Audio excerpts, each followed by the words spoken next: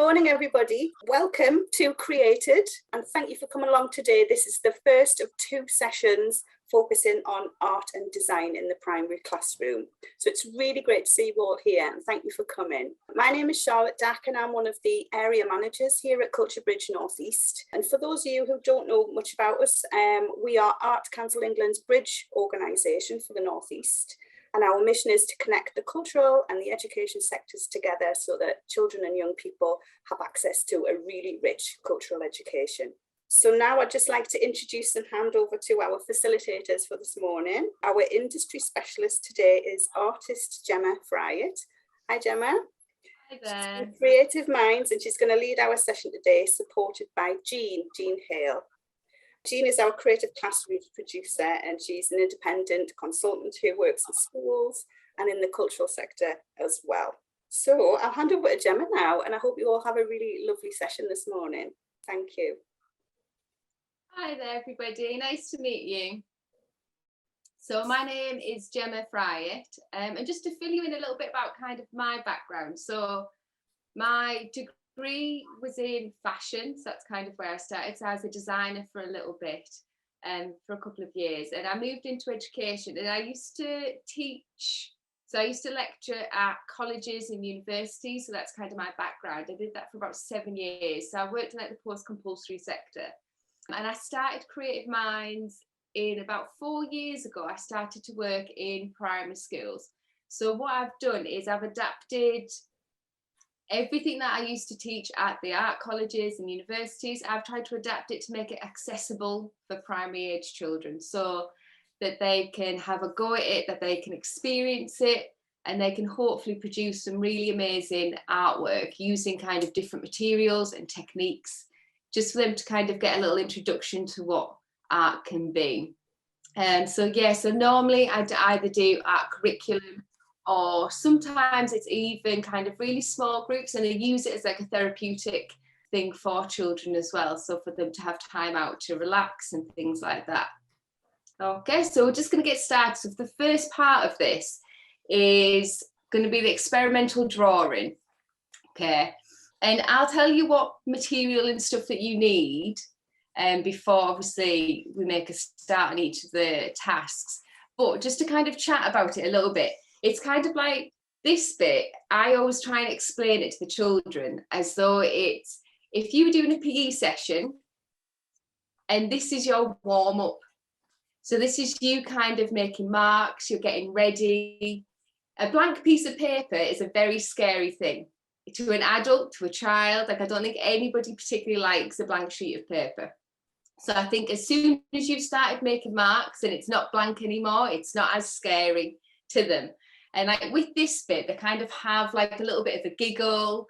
They find some of the stuff a bit strange and a bit weird, but it just kind of helps them to relax into it a little bit. And they kind of just, they feel a little bit less intimidated. Because I think even as adults, I think a lot of the things, a lot of the CPD that I deliver as well, a lot of the adults are actually very intimidated by art. And they kind of get very nervous and they're very cautious about doing it. But once you've had a go and you kind of know some of the basic things, it really is more about the experience for them, opposed to if you're really good at drawing or anything like that. I don't think children ever really recognise that, to be honest. I think it's much more about the experience. So the first thing that I would do for them is I do something called timed drawings. And this can be something as literally as quick as, I'll just get my timer up. It can be something as quick as like 10 seconds or 30 seconds, but it's literally just to get them to make marks on the paper, to make a mess, and to kind of like just introduce them to drawing. Okay, so for this one you can use just a plain piece of paper. You can use a pencil, a pen, anything at all that you've got handy, and just hopefully I've got an image to draw from. It is much easier. A lot of the time with children, they do always try and stop me and say, I just want to draw from imagination, and sometimes that's fine, but it takes an awful long time. It takes much longer for them to think of something to draw and then to actually put it on the paper, rather than if they did have something to like aid them. So the first one that we'll do, what we'll do is we'll draw for just 30 seconds, okay? And how I go about explaining this is we're not going to draw the whole thing in 30 seconds. So it'll be virtually impossible. So what you always do is you pick a starting point, and then you just ask them to see how much you can grow. So just start at one point on the paper, if you're looking at your image that you're drawing from, and just see how big you can get it. It doesn't have to look perfect. It doesn't have to look exact. It's just more about making marks and kind of getting like experimental with it. Okay. So I'll just put 30 seconds on the clock now. So you just literally need a piece of paper and whatever equipment you have. So it could be a pen, pencil, anything. And you can just quickly draw from it. Right? Ready? Go. So this is just 30 seconds, it's quite quick. And normally what I do, I'll give them a little reminder of when we're at the halfway point, just so they have an idea of how quickly it goes. So we're halfway now. So you're halfway through. So just literally get as much of it done as possible. It does not matter at all what it looks like, because you're not going to finish your drawing in 30 seconds. Okay, stop. Okay. And now what I try and get them to do is swap their media. So you could swap it to anything at all, as long as it's just not what you've just used. So then this one, okay, so as long as you've swapped your media, and we're working on, just work on that same piece of paper, okay? So you're starting to layer up your drawings. That's another massive thing I find in primary schools. The children never ever like the drawings touching one another. It's a very strange thing. But just do not switch a piece of paper, just work on exactly the same piece, okay? Just start to kind of layer them up. So using different media, this one will be 15 seconds, okay? And again, just when you're looking at your image, even if I was going to focus in on just on one leaf, just concentrate on that one area. Don't try and draw the whole thing, because obviously you're making it much, much more difficult, okay? So this one be for 15 seconds. Okay, start now. So you're coming up to halfway. So just get as much information down on the page that you can. Okay, stop. Okay, how do you do you all feel okay about it? Like sometimes like people get a bit worried that it doesn't look exact, or it doesn't look as good as what they think it is, but it really doesn't matter. As long as you've got marks on the piece of paper and it's not a blank sheet of paper anymore, you've kind of done it and you've warmed them up, and they're kind of then ready to then start their drawing, I always think, because then they're a bit more kind of relaxed about it. Do you want to hold up what you've done or not? Have a little look. Oh, very good.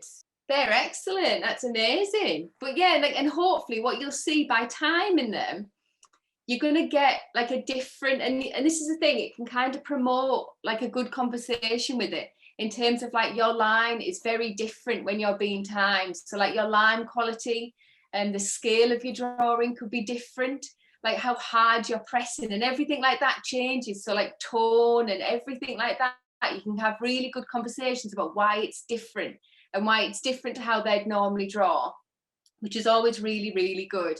Okay, so you can grab if you grab a clean sheet of paper, we have a blank sheet of paper now, and a pencil. So using your blank sheet of paper and a pencil, the first drawing technique we're going to do is something called non-dominant hand drawing. And all the pupils find this absolutely hilarious. Like they love it because they think it's so strange. So how I'd explain them to do it, so this is from everybody from like reception, key stage 1, key stage 2. I would ask them to place their pencil in the hand that they write and draw with. So they'd have the pencil ready, and then you ask them to swap over. So this is my non-dominant hand. So this is the hand that I wouldn't write with, I wouldn't normally draw with. Okay? And what we're going to do now is I'll watch the clock. So I'd only make these drawings relatively quick, because you're not going to spend a really long time on these. So I'd say a minute or 2 minutes at the most, really. You don't need to be spending like 5-10 minutes on each one, because I think then you want them to be fast and quick, and they are quite rapid, but it kind of keeps their attention and kind of gives them a bit of excitement about it if it's time. So it's kind of a bit more of an urgency about it. So we'll spend about 2 minutes on this one.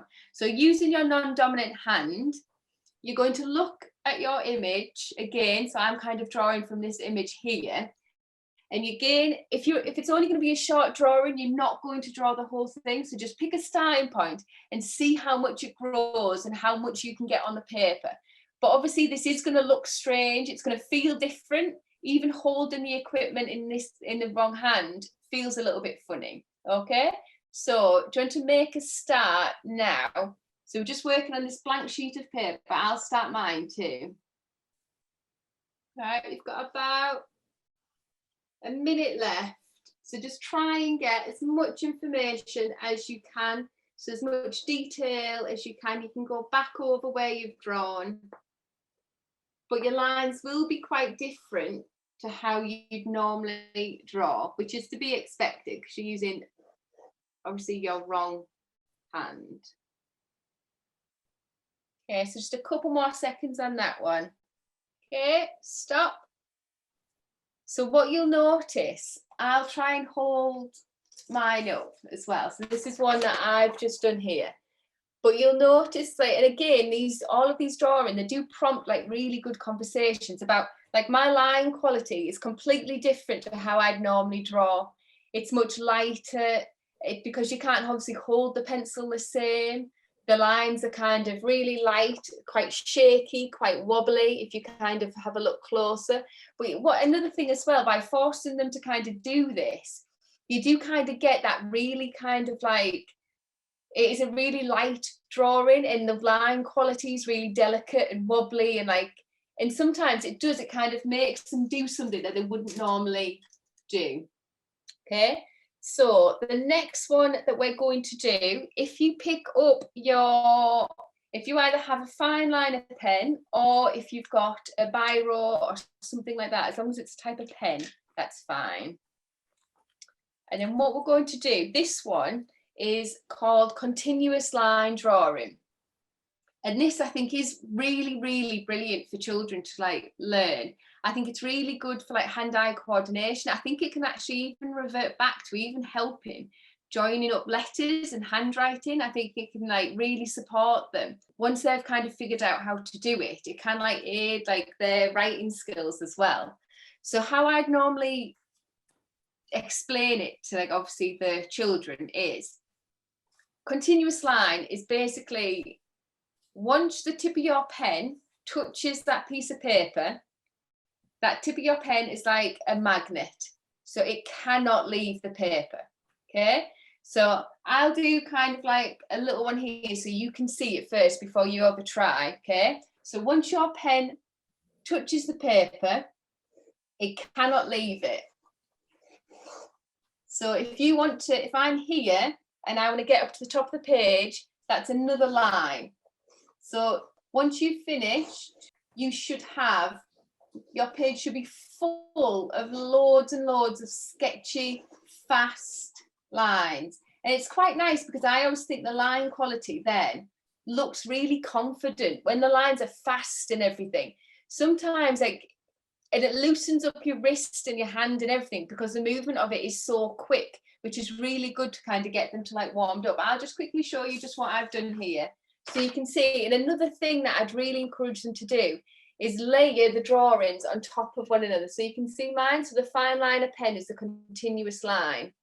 And so as soon as you've started, they can pause, so they can leave the pen on the piece of paper or whatever media they're using, but they cannot take it off. So if you want to travel about the page, that's more lines. You have to just keep creating more and more lines. Okay, so it should be very busy, the drawing afterwards. Okay, so do you want to have a little try? So we're working on that same piece of paper, and it's absolutely fine to start overlapping drawings. You don't need to find a blank piece of, like if you've got a drawing here, you don't have to draw on this tiny white patch here, draw on top of it. So what you want to get them to do is start to layer up all their drawings, so then it starts to look really interesting by the end of it. So you don't have, sometimes what I find, they'll do tiny drawings but have like 4 of them separate on a page, whereas it looks really nice if they start to like overlap it and develop it a little bit more. So don't get a clean sheet of paper, so just working on the same sheet of paper that you've already got, but with the fine liner, And then this one we'll do for 1 minute, because a continuous line is quite fast. Okay, so do you want to have a start now and have a go? And I'll just keep my eye on the clock. Okay, is everybody finished? Do you want to hold them up just so I can have a little look? Well done. They look lovely. And that's the thing, hopefully you can start to notice like your lines will change and like how you're kind of drawing a piece and stuff. And the good thing is to kind of like try to tap in like how we'd always explain it in like the art college when we got students, first of all, that obviously came through secondary school and they'd come to us, is we'd spend quite a long time developing something called their handwriting style.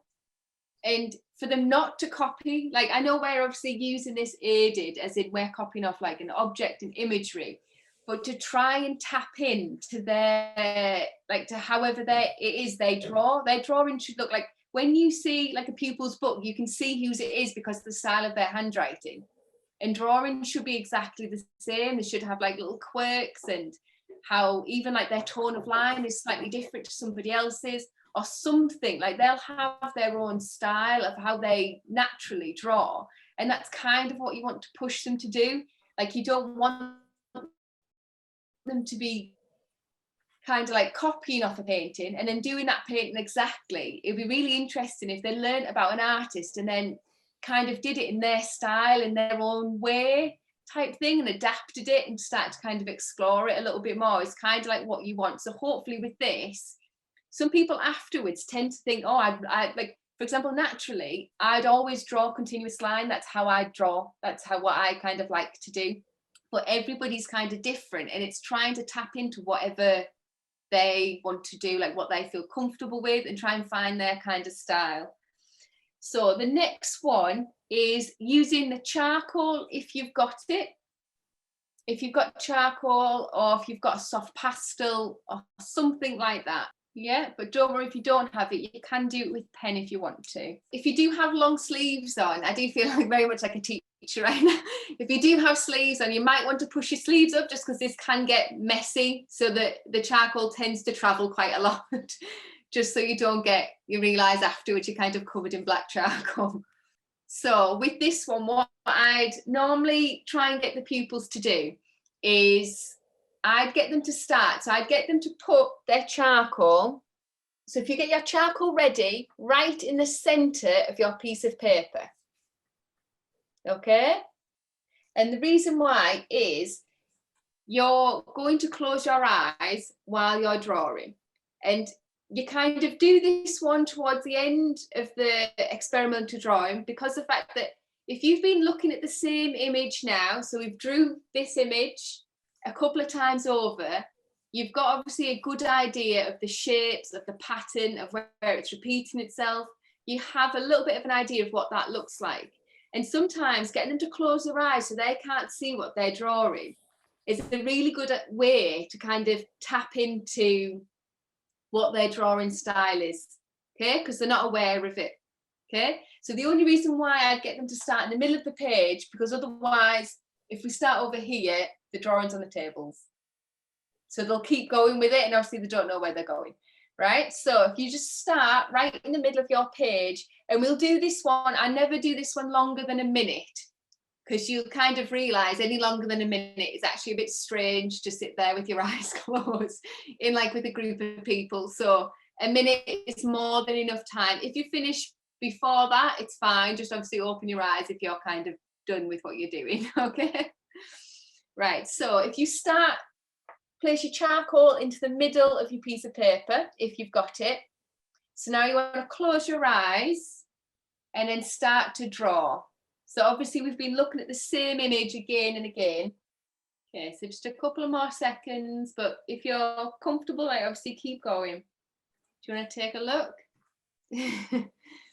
So it will be messy. I'll show you mine. I just did mine for a couple of seconds, but you will see it is very, very messy. But obviously you still would draw normally in the style that you're drawing with. You'd still draw in the same style, but then you might change it a little bit. Like I tend to draw bigger with my eyes closed, but it's just everyone's kind of different. What do yours look like? Have they changed at all, or? Oh yeah, see, I think quite a lot of people tend to draw bigger, which is good. Very good. And that's the thing, once the drawings start to kind of like pile up and you've got like drawings on top of drawings on top of drawings, all that line quality starts to mix and it starts to look really interesting, and they have like really interesting piece of work at the end of it. And in terms of media, what I tend to do, the reason obviously charcoal I'd always put last because of how much it smudges, and I always find obviously with younger children their arms and the wrists are always on their work, so if you do obviously charcoal first, by the end of it, it's not, you can't really see it anymore because obviously it'll continue to smudge. But in terms of like media, you can really put anything at all together. The only way that I'd kind of explain it, I'd layer media in terms of I'd always have dry media first. So pencils, pens, biros, felt tip pens, anything like that, even oil pastels, I'd put those on the piece of paper first, and then I'd start to build it. So you could have things like pastels, so there's obviously anything that can smudge, charcoal, watercolors, even what I've done before as well with fine liner. Obviously I've used fine liner here. You can add water to the fine liner afterwards, and that's really nice because it almost looks like a watercolor painting because obviously the ink from it. So you can get really nice effects even by just adding water. But that's kind of the order I'd go in, kind of go really dry media first, anything that would smudge, and then wet would be absolute like the last kind of thing, just so it doesn't like interfere with each other like a bit too much. And then what I've got now, I found an artist link that I thought would go really well with the drawing for like experimental drawing. And obviously you like in schools and stuff, I think you do have like fantastic artist link and kind of like contextual information. But what I'd kind of try and do is try and link things to kind of like modern artists and really current artists as well. So I found somebody, and to be honest, I was on Instagram at the time and I found this artist, but she does absolutely wonderful. It's continuous line in charcoal, but they are absolutely amazing. And I don't think the videos will play because of the internet, but watching the videos is honestly kind of like mesmerizing how she does it. And I think if you did honestly show pupils that you could obviously show them the video and they could have a go afterwards and things like that. But they are absolutely brilliant. So I'll just show you, I'll just quickly screen share with you. So it is this person here. So she's called Miriam Tribe. And these are the continuous line drawings that she does. And I also think another really good link with it, I think when I first saw it, I think it looks very much like Picasso. But I think it would be a really good idea to actually, you could introduce Picasso, you could have all the contextual and historical information surrounding that. And then this is like a living artist that somebody's selling the work and she's working in the industry. Is something really good to kind of show them, to explore. The videos wouldn't work earlier, but I don't think they are now. But she basically does all of the drawings in continuous line, but they're all done in one go.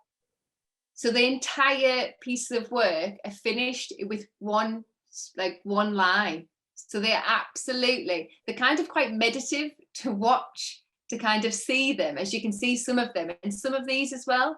Like this one here, she uses obviously her right hand and a non-dominant hand, so she draws with two hands at the same time in continuous line, but it is absolutely fascinating to see. And this one in particular is really good as well. But yeah, so she does obviously larger scales of art and smaller ones, but everything is done with just one line from like start to finish. So it is absolutely brilliant to kind of have like a little look at. But again, I do think once I kind of seen it, it very much resembles kind of like Picasso, like distorted portraits and things like that. I think it'd be a really lovely kind of like link just to kind of have a modern version for them to kind of look at and view. And obviously it's an artist that is currently working it's active and obviously spelling work back, I always think it's a really good thing for them to kind of see.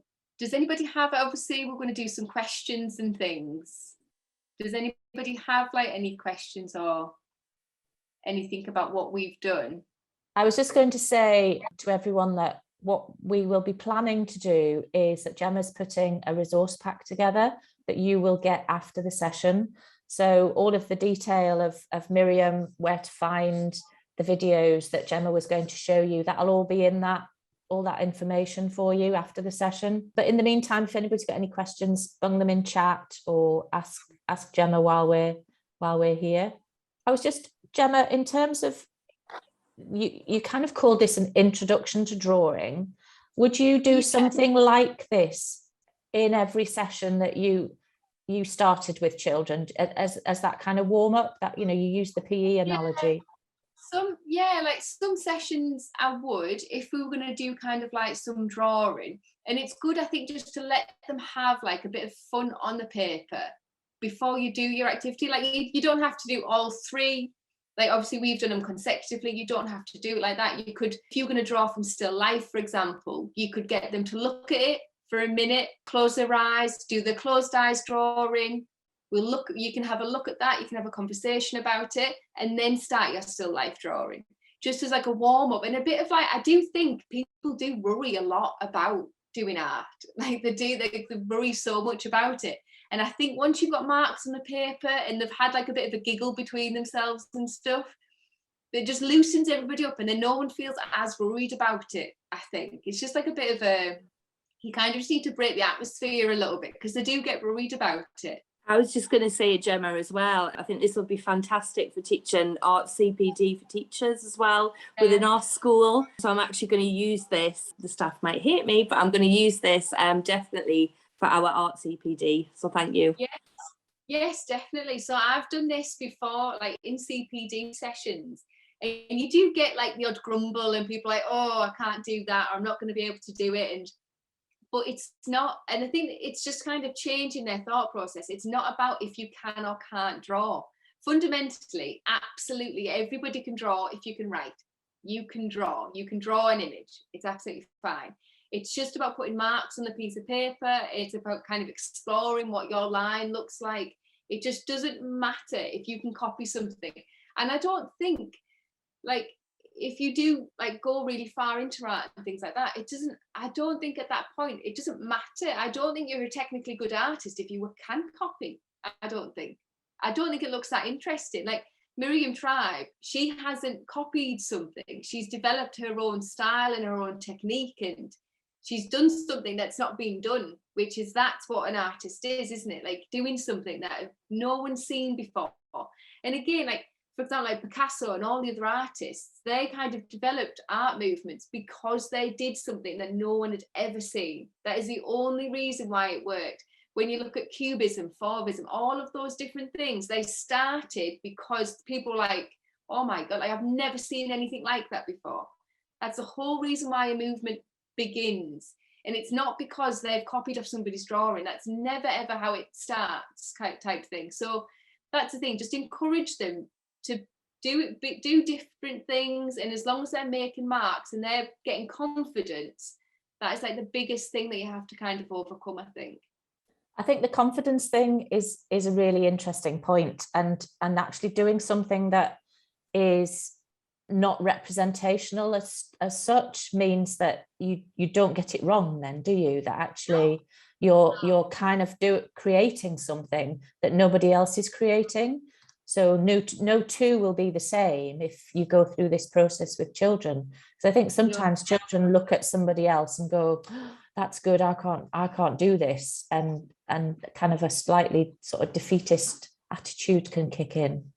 Yeah, but that's the thing, I think this is quite a good leveling tool. Like you do have people in the class that are naturally, they can copy a still life immaculately, like that's just what they kind of do.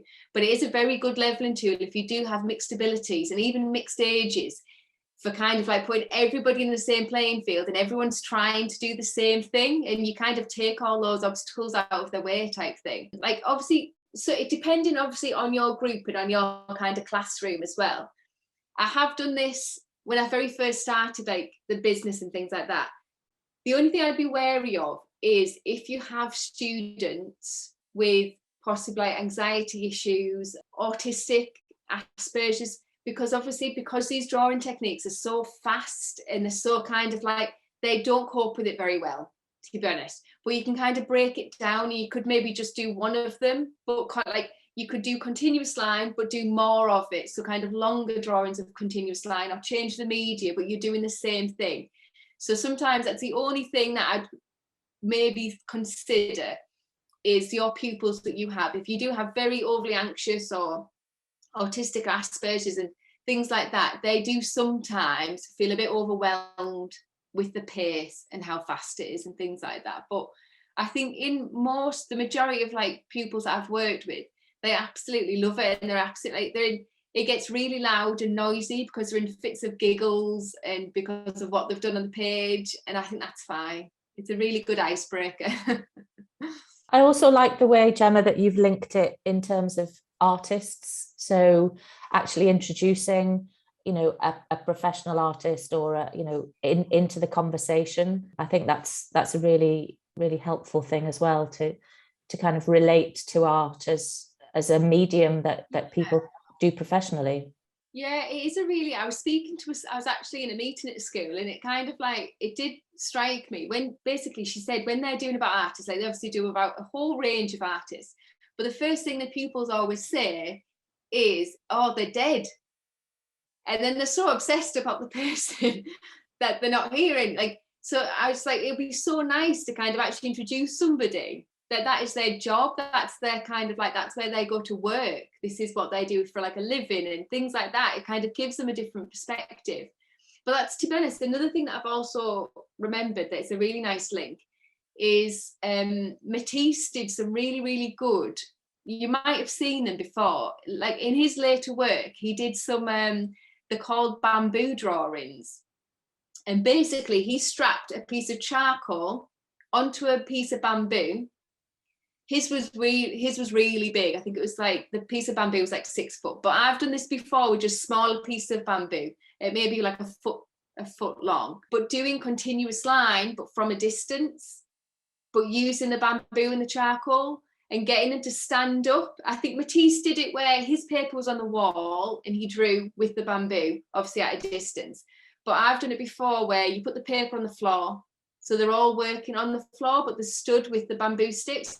And again, the really good thing about it is the fact that it's impossible to do a perfectly straight line when you're drawing with a piece of charcoal at the end of a foot-long bamboo stick.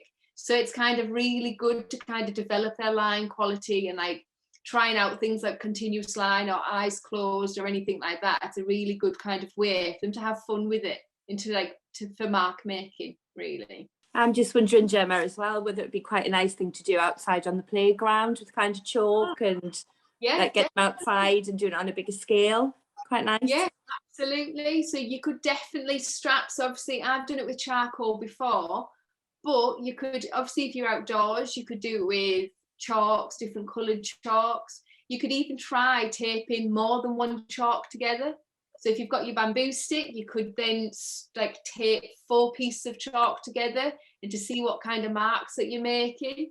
And obviously, if you are indoors, really, like obviously again, like kind of take what Matisse did, like obviously he did charcoal drawings, but theoretically you could tape anything to the end of that bamboo stick. As long as it made marks and you put enough tape on it, you're kind of good to go. So I just kind of like, you could explore using mixed media and all sorts. I've never done it before, but I've just thought you could technically paint with it, which would be quite an experience. There might be quite a lot of prep work though, in terms of like the mess, but it'd be actually very fun for them to actually put a paintbrush at the end of it and let them literally splodge into different colours of paint, and to do it obviously with wet media would be really fun. So for the next part of this, we're going to explore monoprinting. And monoprinting, to be honest, when you actually start looking at it, monoprinting can be quite a complicated process. And with this, what I've kind of tried to do is simplify it. Just wait, there we go. So with the monoprinting, I've tried to simplify it and to make it fundamentally accessible and safe to use, obviously in primary school. Because obviously in industry, you'd most probably need like industrial size rollers. They do it on glass plates, felt blanket. There's a lot to the process. And kind of what I've done for this is I've simplified it so they can achieve something in that session, and they find this. They're absolutely, I've never done a session about monoprinting with primary schools, but they think it's like magic. So they absolutely love doing it. So if you do have this equipment at school, please try and use it, obviously after you've kind of know kind of what to do with it and things like that, because they do absolutely love it. So what I'll do is I'll get you started. So you'll need 2 sheets of paper. So if you grab 2 sheets of paper, yeah, and then you will need the red roller. Don't worry, if you don't have this equipment, you can watch and learn how to do the process and things like that, and then it's just something you could maybe get like obviously later on. So don't worry if you don't have it. So just a red roller. I have seen obviously in some schools you can buy these different widths. So, but to be honest, with primary school age children, I would say the smaller ones are better. So you can buy ones that are much longer, but then in terms of their dexterity and hand-eye coordination and things like that, actually having the smaller tool is a bit easier for them. If you are kind of looking into buy them, I would buy the smaller one, to be honest. I find it much easier to use. And then you will need the block printing ink as well. I'll just give you a second just to kind of see you all have the equipment ready. Right. So what I do first of all with this, obviously I'll do mine obviously on the easel. Normally I just do it flat on the table. Okay, so now obviously it'll be a little bit different. But in terms of the ink, you do honestly need, like I would say, the size of about a 5p piece. You need a tiny, tiny bit. Kind of like the more ink you use, the messier it's going to get, but then actually it's harder to roll out. So it's never a good thing. Okay, so like try and just have, you can always start with a 5p piece. Then if you need to, you can add more. But the problem with this, because it's kind of like oily, you can't take it away. Once it's on the piece of paper, you can't take it off. It's kind of there. Okay, so just be very, very careful with obviously the ink. And another thing is, like I'd never let them do the ink themselves, because it's just like I'd carry the ink with me and I'd literally put a dot on each paper and I'd keep it, because then otherwise it can get incredibly messy. So I've got a tiny little bit of ink on my piece of paper just there, okay? And then what you do, just taking the roller, okay, you can do it if you want to now at the same time, and I'll just wait for you to, once you've done it. So you just do need like a tiny, tiny, tiny little dot, okay? And once you've got that tiny dot in the middle of your page, you're going to start to spread the ink out, okay? And then when you do this, the easiest way to explain it is the children, they need to hold on to that piece of paper, because this ink is very sticky. If you don't hold on to it, it has a mind of its own. It'll crease, rip, move about. So get them to have one hand on the piece of paper. With the roller, you're going to push the ink away from you, but they need to do it very slowly as well, because then what we want to end up with is you have a clean border around the edge. So you're literally just making a square rectangle shape in the center. You do not want to push it right to the edge, okay? So I'll do mine. I'll kind of hold on to it with this hand. And what you'll notice as well, the ink at first is really, really shiny.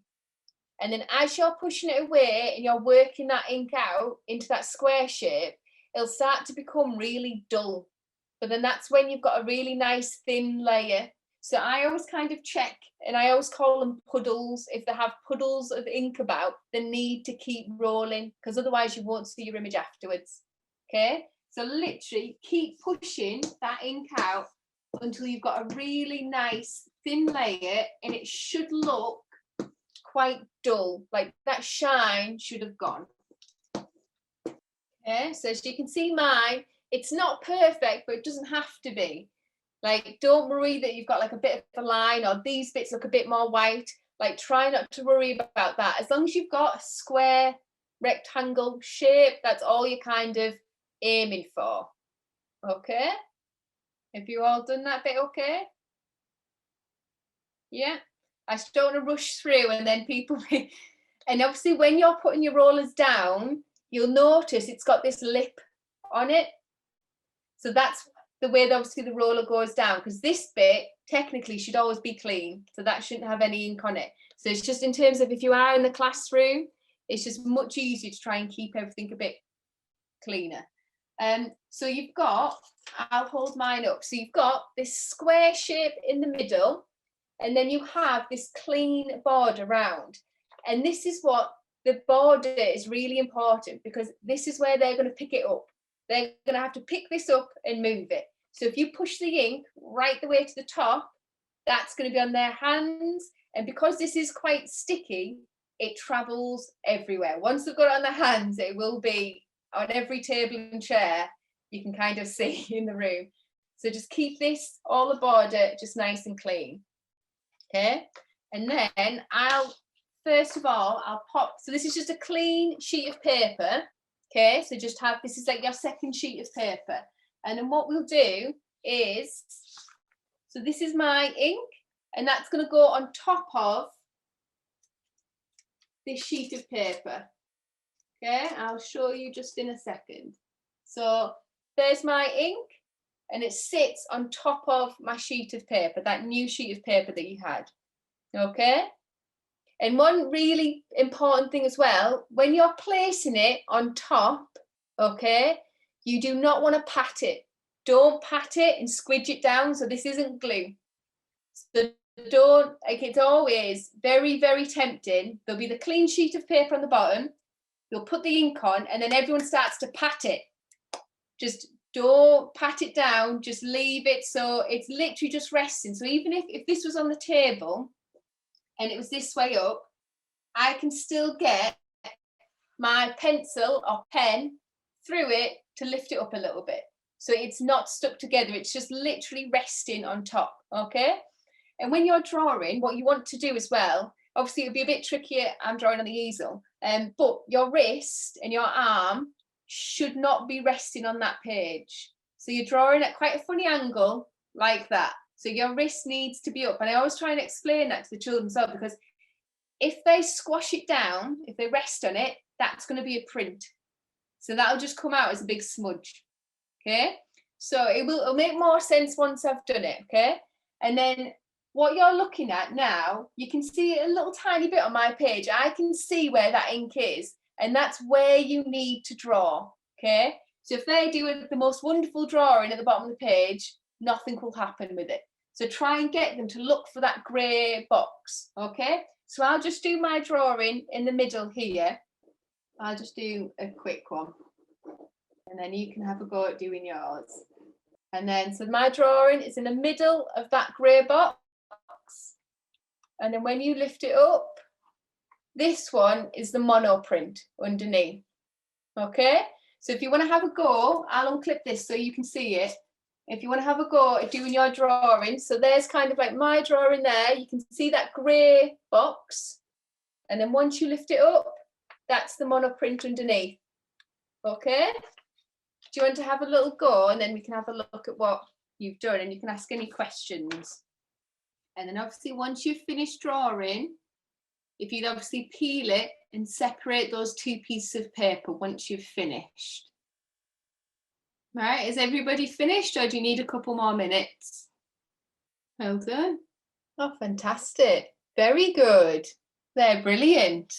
And it's really good to see as well, like you've obviously done like the right amount of ink is really, really important, because if there's too much ink on, it basically looks too black and you'll get lots and lots of excessive ink on it. So then you can't see, even if they do the most wonderful drawing, it's always such a shame, because once they've peeled it off, they can't really see it. So so I have to just make sure it's a really, really thin layer, obviously, of drawing. But there's loads of different things that you can do. Obviously, with the monoprinting, it's really, really versatile. So what I'll show you now, is everybody ready? Yeah. So another thing that I kind of do quite often as well, and this is really, really good if you have a really young age group, that's obviously like key stage 1 or reception, it's always really good with, or even if you have a group of quite low level ability, or if they struggle with things like that, or if they struggle with their concentration or hand-eye coordination, things like that, this is always really, really good to do. Because basically it's kind of like a monoprinting cheat, okay? But it's really, really easy to do. So I've got this printout here, okay? And you obviously don't have to do this. I haven't asked you to print anything out. So I'll just kind of run through it and show you what you can do with it. But basically, we're going to use this to print with, okay? And it's just really nice and easy. If they are kind of really struggling with confidence and kind of they don't really often engage in much work, or if they just really can't kind of like think, if they're always that kind of student, they always think that they can't kind of like do things, it's always just really, really good. So what you're doing is you apply the ink to the back of your image, okay? And you'll start to like, I might have to stand up for this. So then you do the same thing, you spread the ink out. So push the ink away from you. Don't go to the edges of the piece of paper. And just keep pushing it out. Again, it's exactly the same way. So you keep pushing it out until your ink has gone from being really shiny to really dull. So you should have a really thin layer of dull ink on the back of that printout. And what you can always do is obviously just hold it up to the light just to make sure you've covered all of the image at the back there. And basically all you're going to do now is you pop that on top of a clean sheet of paper. And what I'd normally do with this, it's much easier if they have a different coloured pen, because then they can see where they're going. So normally I just give them like a biro or something like that. I'll have to stand up to do this one. But basically all you're wanting them to do is follow all the black lines. And basically what you are going to get, they're tracing the image, but underneath will be the monoprint. Okay? So it's just a nice kind of, if you're really struggling, I'll just do the outline to this, just so, but obviously you can add all the detail and things like that if you had like a little bit longer. But it's just a really good kind of like a really simple activity, and making monoprinting really accessible as well to kind of like to children that might otherwise struggle to kind of do it. Okay, so I've just gone over it with the orange pen, and then you can see it underneath. I'll hold it up close just so you can see it. Okay, so you can kind of see there, so you can see I've got a little bit of orange pen on it, so as well the pupils will know where they've been on the page. If it's pencil or black pen, it just makes it a little bit confusing. And then once you lift it up, they're the lines that I've traced. But it's such a quick process that they have like a massive sense of achievement once they've done it.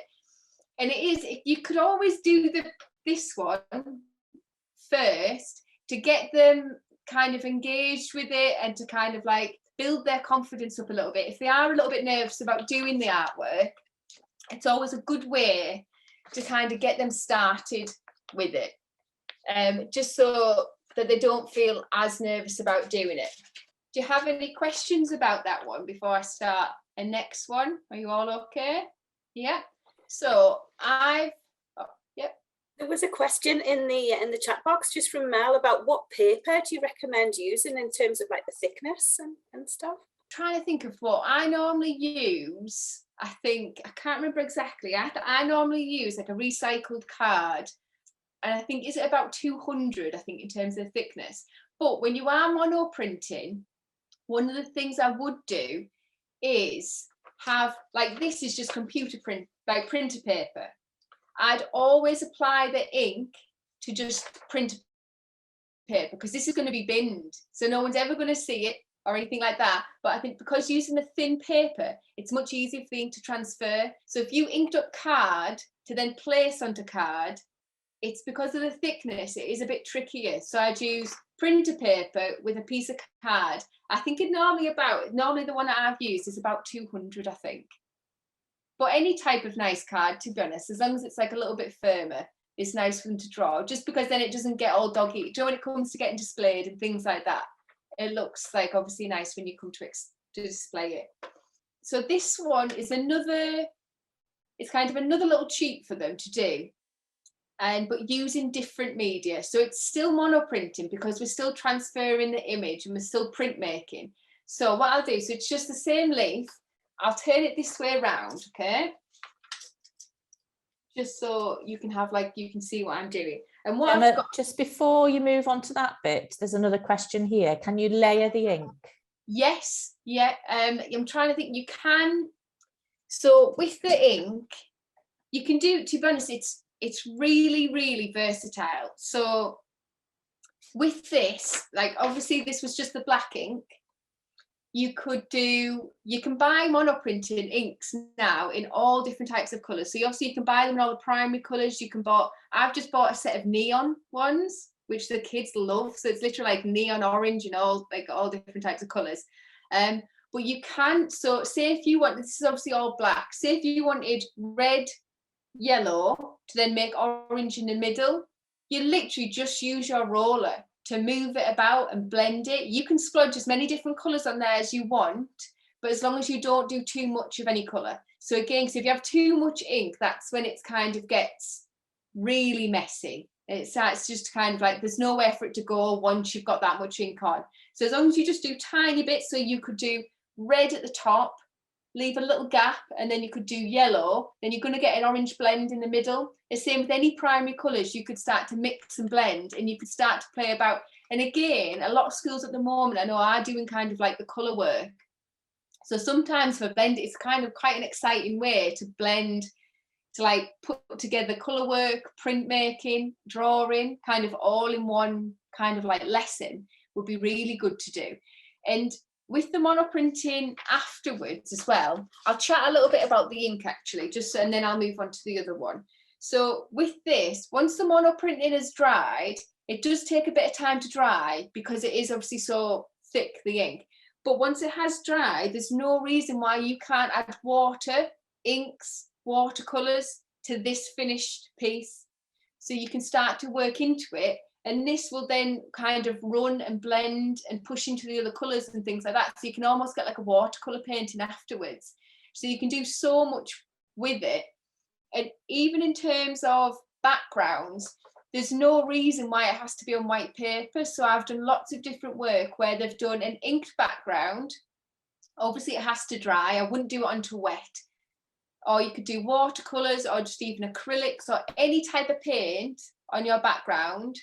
And then you could start to place more printing on top. So you could start with one printing, like say if you printed there, then you could print in the other corner, start to overlap them, start to kind of layer them on top of one another. So it's really, really versatile, once you've started. Is there any more questions about the ink, about how you layer the ink or anything like that? Or does that kind of make sense? Yeah. And even with obviously when we chatted about the drawing, so how you in terms of layering, you could do all those experimental drawings. So you could work with the pencil, fine liner, charcoal, and then you could monoprint on top of all of it. So that could be your wet media. So literally use it like you would paint. But monoprinting can sit on top almost anything. I've even done mark making where the acrylic paint and stuff's actually gone a bit bumpy and a bit uneven, and we've monoprinted on top of it. But then you get quite nice textures in it as well. So you've almost working on a textured base rather than a flat piece of paper, which can be really interesting. So it does sit on top of almost anything, to be honest. Fabric, you can do it onto fabric as well. You don't have to do it on paper. So even the fabric, if you monoprint it on top of fabric, same thing, let it dry, and then you could add water to it the next day, so then you almost get like a watercolor painting from it. So it does sit on loads of different surfaces. So then so I'll go back to this one. So this is another like almost cheat of monoprint that you can do. So that's the leaf underneath. And then, so this is the back. So this is where I'm going to apply the media, okay? And for this, I'm not going to use ink. I'm going to use, well, I'll show you this one first. So this is a graphite stick. And to be honest, you can buy them now. Like you can buy them, to be honest, more even Hobbycraft sell them, but Hobbycraft, they're very expensive. So I would go YPO or somebody like that to kind of buy it more in bulk. But they're really good, I think, for in terms of primary school, because obviously you can see the difference in their thickness. But because they're so thick and chunky, they're so much easier to hold for them as well. But then it does make this technique a bit easier as well. But they are really nice for that age group in terms of drawing, just because you can hold it so much easier. But what I'm going to do with this now is I'll split this in half. So this is the graphite, it's going to be applied to the back of the leaf instead of the ink. So it's the same thing, but just without the ink. So I'll try and just colour it in. You do need quite a thick layer. Okay, I'll just do it for that for now, just so you can kind of, you don't have to watch me colour in. But so basically this side here is graphite, okay? So we're just applying different media instead of the ink. And then what I'm going to do to the other half of it, I've got some oil pastels. I've just chose a green and a blue, okay? You can choose any colour. Again, oil pastels are really good for colour work because they blend and they mix. So you can change the colour of them. They can like kind of layer one on top of another. So you can do loads of different things with them. And then I'm going to start to colour in this bit as well. So I'm going to do this half in oil pastel and this bit in graphite. I'd normally keep them separate, but just so you can see how different media works, I've kind of split it in half. And the trick is, with this, it has to be thick, so it has to be solid. If the kind of brush over it really lightly and there's loads of white patches, it won't really work, to be honest. So you really need it to be quite a thick layer. And obviously you can mix the two colours and start to blend them a little bit to change the colours a little bit. So I'll show you this up close just so you can see it. So there's the leaf, the same one. And then, so this side is just the oil pastel and this side's the graphite. I've done the graphite quite light, but it does take quite a long time to actually get that to be quite a thick layer. But obviously you can spend much more time like making sure that the colour it in a little bit heavier. Yeah. And then the same thing. So we're going to have a plain sheet of paper. And then so this leaf will sit directly on top of this one. And again, I'll just give them a different coloured pen just so they can see where they're going. And I think sometimes with a pen, you can press a little bit more firm with a pen opposed to a pencil, so you get a better transfer. So I'll just go around the outline just so you can see it and you can kind of see the difference between the two monoprints. So you do need to press quite firm as well. Like you need to press more firm than what you would if you were naturally just drawing, because what you want to do is you're pushing that media that's sat on the back of that page, you're pushing it through to the next page. So you do have to press a little bit firm. You do always have to encourage them because it does hurt your hands after a while. I always get them to have a break and just literally just wiggle the fingers, wiggle the hands for a little bit, and then they'll kind of like keep going with it. Because it does take quite a long time to do. So I'm just going to do the outline for you, just so you can see kind of like the different techniques and what the different media will do. But you can spend much longer on this. So what I'd normally do is try and get them to go over all the black lines. And then underneath, you can see you'll have another monoprint here. And I'll hold it up close just so you can see. So there's kind of like the image, and you can see some of the orange lines. And then when you lift it up, that's your transfer underneath. So you can see one side's oil pastel, one side's graphite. The graphite does look quite pale, but it's just because you needed to do it heavier, but it does take quite a bit more time. But with the oil pastel, you can blend loads of different colours. So I think I did this yesterday, and they had literally like rainbow leaves because they blended like every shade of orange, red, yellow, pinks and things like that. So you can blend loads of different colours to kind of like help them develop it a little bit more. Is there any more questions about like that process or anything like that? Gemma, would you recommend starting with oil pastels or graphite to get them to experience the technique and the effect before you moved on to ink, or is that not necessary? To be honest, what I'd most probably do is I'd do ink first, just because this process is much longer. So you'll find that they will lose concentration a bit, that you have to kind of push them on. They will have a bit of a moan because their hands are hurting. I'm like, you'll be fine. It's okay if your hand aches a little tiny bit, but you'll have to kind of push them through it. But you can get really, really good effects from it. And it is quite time consuming as well. So they can spend quite a long time. So I've done this from primary school, but even some secondary schools now that I work in. I had a group that I think they were going to move on to like alternative education, and they absolutely love. They literally sat there for hours doing this because it is quite meditative. It's relaxing. It's quite therapeutic tracing something, because it does take away that thought process of what you're going to draw or what your drawing's looking like and things like that. But because you can add so many kind of like colours to it, it can be really vibrant and really colourful afterwards. Because obviously I've only done the outline, but that really should be filled with lines, so it would look really, really colourful afterwards. But yes, I'd personally start with ink to introduce them to it, to get them excited about it. And then this one I do afterwards, just because the process is that bit longer. They need to kind of concentrate a lot more with it. Question that's just popped up: could the children draw something to go over rather than printing from the computer?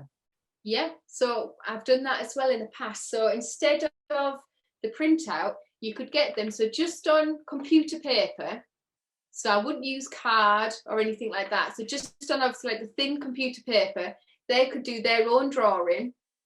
And then on the back of their own drawing, just put either the oil pastel or graphite on the back of their own work, and then that could be the monoprint underneath. That would be absolutely fine.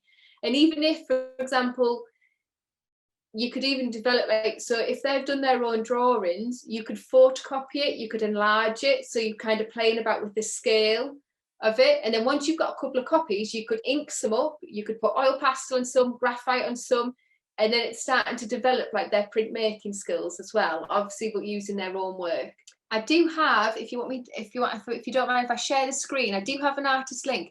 It is quite tricky, to be honest, to find like artist links like with monoprinting. I've tried to find again a more modern link, but then you can see, hopefully after you see the work, you'll see how you can use it as well and how you can possibly like layer it up a little bit. So I'll just quickly share my screen with you. So this person here, Georgina Brown, obviously she's a current artist, and what she primarily does is monoprinting, but she's kind of like layering it up. So she obviously has monoprinting kind of like for the background, then she'll start to kind of obviously layer up on the top, but then she obviously has some wonderful, you can do really, really detailed drawings with them as well, which are really, really nice. And obviously playing about with colour and with tone and things like that. And obviously even playing about with the colours of ink, you can buy all sorts of different shades of colours of ink now for them to kind of explore and to kind of play about with a little bit. Have you ever tried monoprinting in the classroom? I've done it, but I usually use the trays, but it's quite messy, isn't it, having to the tray. That paper will just save so much time and be much less messy. Yeah, and the trays, to be honest, I've never used like the trays, because I think it's just that added mess. Then you have to obviously wash them up and clean them and everything like that. But I do think it's much easier kind of using the paper. I think just kind of simplifies the process. And once they've done it, normally what I find is it makes them really independent. Because it's such a quick process, they really, after being shown, should be able to do it on their own independently. If they've got their own set of equipment, then they can kind of produce as many as they want, which is really good. With the Georgina Brown stuff, how has she layered up the colours? So there's sort of the background colours and then the boat on top. So I was wanting to do some screen printing with year 6 to design their own new front cover for a text that they're reading. Okay. I just don't know what's the step-by-step process to get it to have that. That's obviously got the black ink, looks like it's the last thing, but I don't, Yes, so I think with that, she would use, I think she'd have more layers of paper, but she would have used a printing press and things. But did you say you're doing screen printing or screen printing? I was just doing some sort of printing that I was looking to achieve something like that. But we have got screens, but we haven't got enough of them and stuff. We haven't got the facilities really to do. So I just want to know. If you're going to recreate something similar to this, what I do is, so I'd possibly do a watercolor background, and then I'd put, I'd start with the watercolor background, and then I'd put the black monoprinting ink on top with your image. And you can obviously leave areas of your piece of paper white, or you could even, when you are kind of like printing up your image, you could even like, when you're doing the watercolor, you could very lightly in pencil sketch out where you want to be white, watercolor around it, and then you've got that white space in the middle. I know she's obviously got like submarines, then you've got that white space in the middle where your black and white monoprint can sit on top of. Because then it doesn't really, it's okay, as long as the backgrounds are quite pale, they can kind of all cross over and things like that and mix a little bit. I think would look just as kind of like, as nice, to be honest. Or you could even try. I guess you can masking tape. Sorry, I was going to say, can you use masking tape? Masking tape to mask off areas. Yeah, definitely. You could try masking tape, and I was just going to say, like, you could collage it as well. So, Jill's described a different technique she's used. Jill, do you want to just talk about it, or shall I read your question out? Hi. Hi. I've just done a similar technique where we actually folded the paper, but we put white chalk on, then wax crayon on half a piece of paper, and then folded it, and then drew on the back. Very similar, obviously similar sort of thing, and then opened it up, and the white. So it was just obviously, if you've only got wax crayons, if you haven't got oil pastels, it was a way, and the transfer is really good, and actually you can get like a reflection almost as well, inverse. The lines transferred right over, so it gives another dimension to it as well.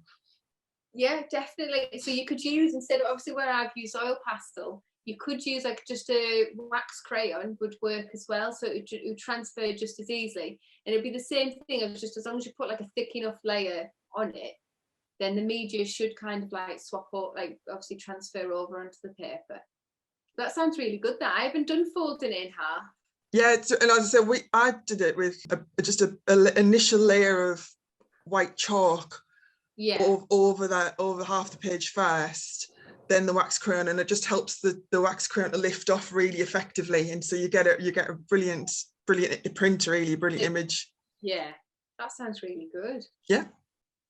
Did they enjoy it? Oh, they loved it. Yeah, they loved doing it. We did. And to be honest, I think because monoprinting, because the process is so quick, it keeps their attention span. So absolutely. The concentration is normally excellent. Even when you've got a group that you think, oh no, like this is going to be a disaster. What you'll find is that they'll be so engaged with it, but it's because it's so quick, and that's really quick. And then they're independent from you doing the activity. So it gives them a massive like sense of achievement with it. Mel, you mentioned before about using some of these techniques with staff. Would you see doing some sort of monoprinting as an introduction for staff? Yeah, 100%. So I'm thinking about where we can fit it in as well. So our year 6s cover Banksy, so I think there might be some room for that. And then obviously using the drawing starters, they've got a unit on Picasso as well. So that's, there's so much I can integrate there. I was going to mention as well, I don't know if you heard, there's a lovely local artist called Rebecca Vincent, and she does an awful lot of printing. It's not monoprinting, but she did some lovely local landmarks like Sycamore Gap, and her work is absolutely beautiful. So it might be worth just having a look at her work as well. But yeah, I'll certainly be using this. Yeah, brilliant. And it is, the monoprinting is so, once you kind of know how to use it, And it's kind of like, it is obviously a much simplified version, but I think in terms of like, I think otherwise it just makes it sets up so many boundaries and so many hurdles. So if you're using glass plates, and if you need a massive roll, like a printing press, but if you're even using rolling trays and everything else, it kind of just overcomplicates it. And it can be a very, very simple process. It doesn't have to be kind of that difficult. Any other questions for Jemma? I think what you've done this morning, Jemma, has really been extremely useful in terms of, you know, introducing children to mark making and giving them the freedom and the creativity, I think, but also simplifying. I think printing can be a bit of a daunting process. I mean, Jemma described, you know, how it can get complicated and messy. And I think what you've shown this morning is that actually it can be quite a simple process and create a really effective result.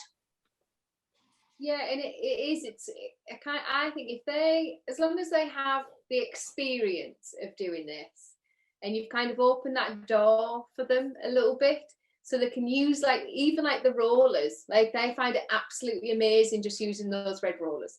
Like, do you know what I mean? But introducing different equipment and then different media, it kind of just gets their imagination going. And to be honest, it doesn't have to look perfect. It doesn't have to look exact, or if they've copied from something, but I think as long as they've had an experience with it and it's really positive, that's going to then lead them on to kind of more art and to explore more, which is kind of what you want them to do. And you can't, like with art, you really can't do anything wrong. Like you really, like you can't, like I really can't kind of encourage you enough, like you cannot do this wrong, because like when you look at anything, like my specialism was knitwear. So I was a knitwear designer before this. And like even with that, knitwear, like knitting was a series of knots that somebody created. And they just kept creating the knots again and again and again, which then created a garment. But it was kind of that mistake and that error that somebody kind of did something that then has now created an entire industry and a garment that absolutely every single person in the world wears. But it came from a mistake. Like no one ever was intentional about doing that. Do you know what I mean? So kind of just giving them that platform to explore is just that's all that they need. It does not matter if they do it right or if it looks perfect or anything like that. Brilliant. Well, thanks ever so much, Jemma. That has been a really, really useful session. And thank you to everybody for spending some time with us this morning. I hope you found it useful. It's probably worth mentioning that next week, next Thursday, we have a second art and design session. I don't know whether some of you have signed up for that, but we are looking at a session that will focus around drawing and poetry and how you can use poetry with children for in terms of a creative response. So all the information about that session is on the Culture Bridge website. If you or any other members of your staff wanted to book on it, we've still got some places left for that. So Jemma, thank you. Very, very useful techniques for the classroom.